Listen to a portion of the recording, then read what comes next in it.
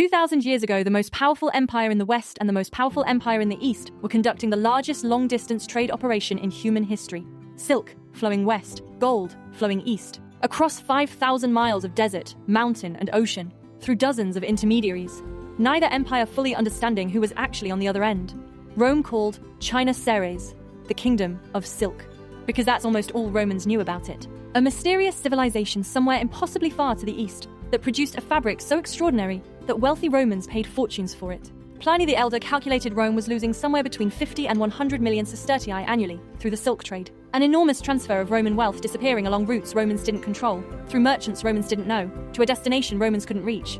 He was furious. He wrote about silk-wearing Romans the way a modern economist writes about a catastrophic trade deficit.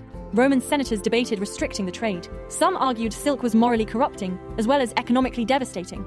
The debate achieved nothing. Romans kept buying silk. China called Rome Da Qin, the Great Qin, and knew almost as little about Rome as Rome knew about China. In 97 AD, the Han Dynasty sent an envoy named Gan Ying on a diplomatic mission to make direct contact with Rome. He traveled through Central Asia all the way to the Persian Gulf.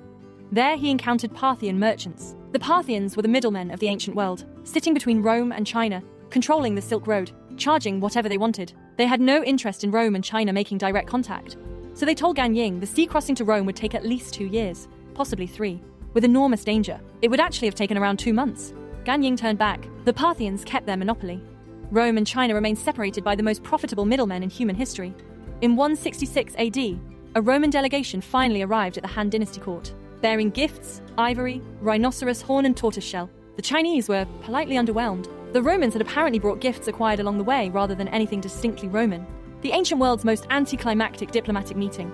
2 empires simultaneously at the peak of their power, both complaining about the trade between them, both trying to control it, both failing, separated by 5,000 miles and the most profitable middlemen in history, arguing about trade deficits and the corrupting influence of imported luxury goods. In language that sounds remarkably like a modern trade war press conference, 2,000 years ago, before either empire properly knew the other's name.